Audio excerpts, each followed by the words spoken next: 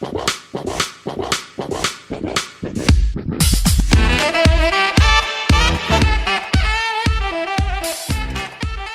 to the Big Six.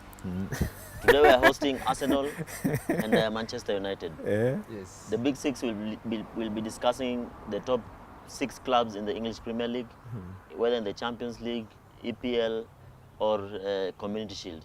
So today we have George Adulu and Evans Ogeto. Let me start with Ogeto. Ogeto, the English Premier League starts tomorrow. What are your expectations of Manchester United based on your signings? I would say the season is beginning, and I would say I'm a bit nervous. I'm not sure of what's going to happen, because again, I'm not sure of what our manager is trying to really achieve. Yeah. In as much as I would want to protect him, I feel like I don't know what his plan is. But tomorrow we're playing against Leicester. Yeah. Leicester are opponents. These are guys who are experienced here, and I only expect maybe one of our signings to play. That's Fred. I don't expect Pogba to play because I don't think he has fitness. Matic is out, so that is the man tomorrow.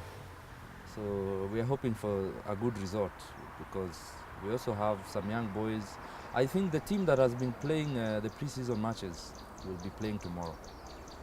How do you feel about the new signings and your expectations? I think for me, Arsenal has the best chance to be competing for the championship. The curtains have finally fallen on Wenger, and I think last year we were crying, Wenger out. And finally, we're at a point where we are looking at a fresh start. And if you look at the history of Unai Emery, the guy is a winner. He won the UEFA Cup, I think, two years in a row with Sevilla. He went to PSG, and he also, in his last season, I think he won a treble. And before that, he had won another cup. So I think in Unai we have a winning coach. We have a coach who is able to galvanize the team and be able to produce results when it matters. But most importantly is that when you look at Unai's style of play, is an attack-minded coach, which means we can still expect the amazing fast-paced football that we are used to getting from Arsenal. So I'm very hopeful this season that we'll be almost at the top. Probably the only team that I fear this season is Man City, and it's because they have a good coach and they have made reinforcements in the right places. In getting Mahrez, they have added somebody who potentially can give them 15 to 16, around 15 goals, with almost a similar number of assists. And when you look at the whole team, generally, the team is full of goal scorers. And the fact that they'll be defending, I expect them to be up there. Do you think Manchester United has enough manpower up front? I don't think we have enough. Because every time I look at our season, I remember Sevilla.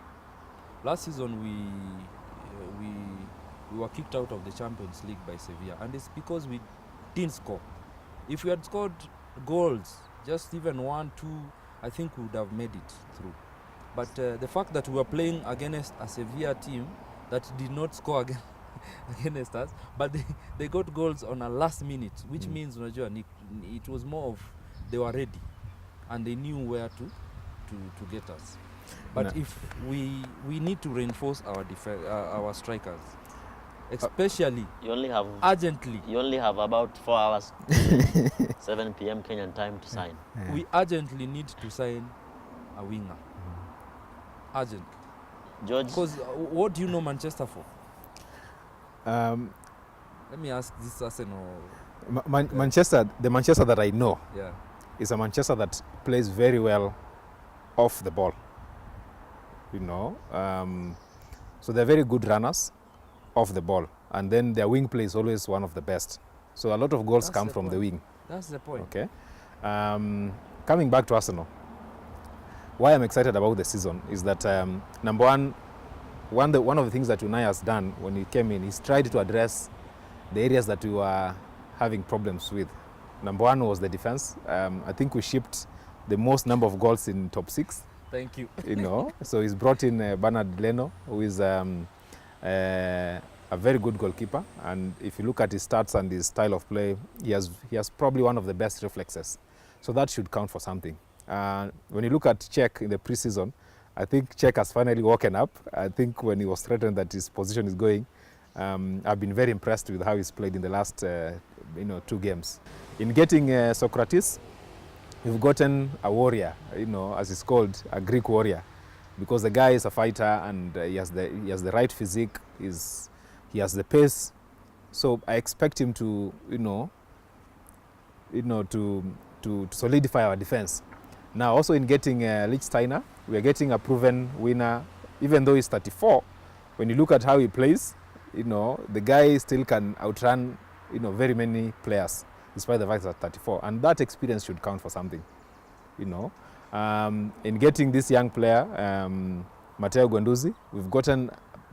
Initially, I was going to say he's a prospect, but from what I've seen of him in the preseason, I would not have a problem throwing him in the starting 11 because the boy is really good. He has the right vision. His passing is very good, and if I was to compare him, I would describe him as a player who has the pass of a Fabregas, and the defensive ability of Alexander Song. I think by the end of the season, all the Arsenal players will be singing, the name Matteo Guendouzi because of what he's going to achieve.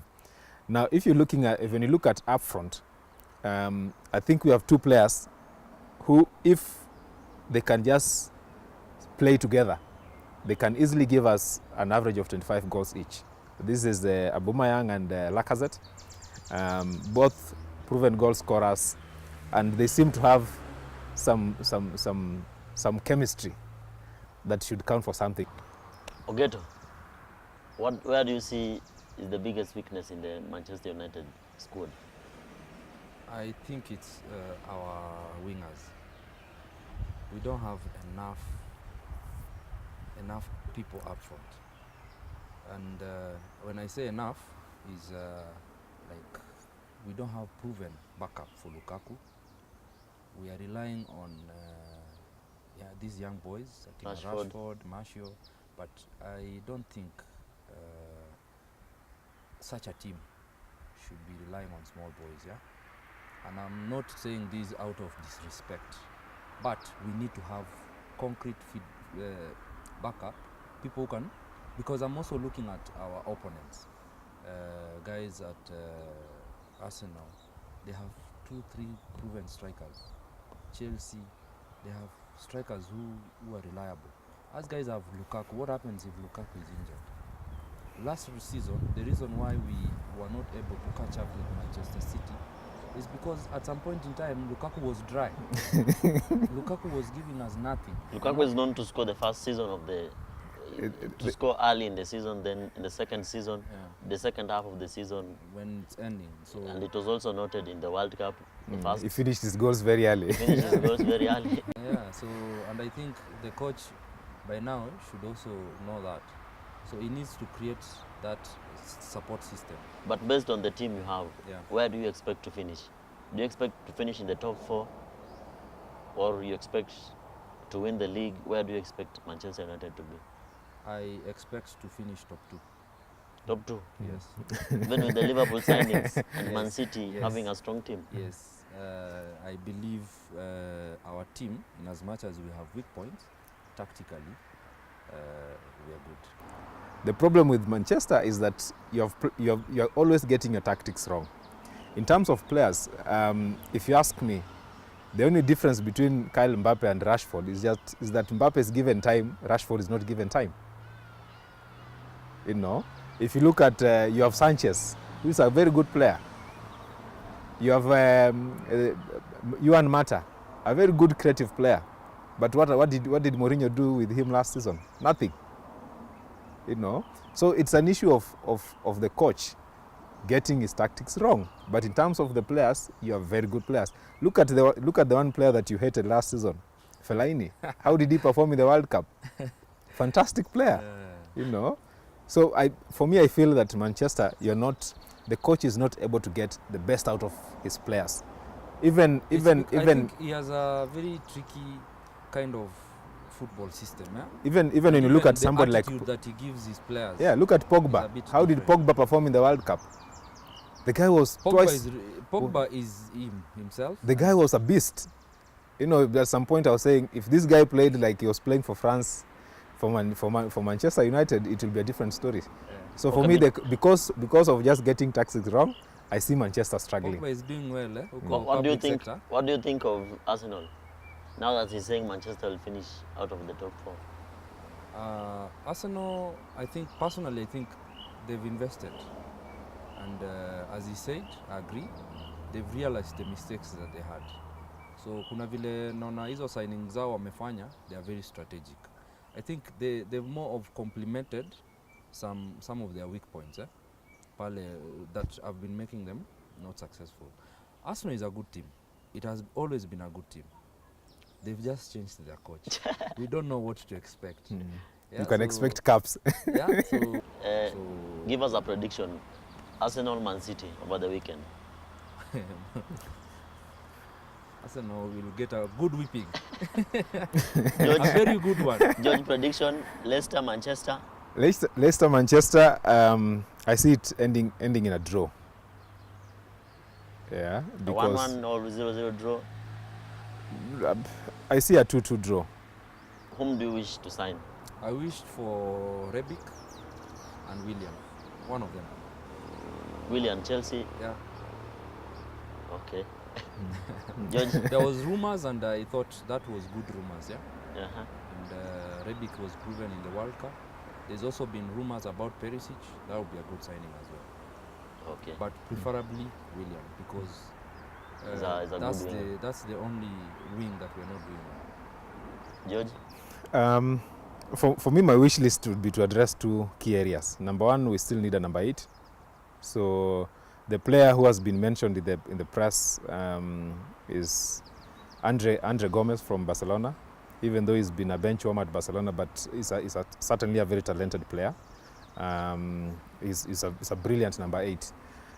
Number 2, because we still need width. We don't have wingers in our team, so I would expect that if we can get a winger, that would make us title contenders. And the player I have in mind is probably Ousmane Dembele. Or I wish we would have gotten Kingsley Coman. He would have been my first choice. Kingsley is the future. Yeah, that would have been my first choice. So those 2 players, a number 8 and a winger, would make us compete seriously.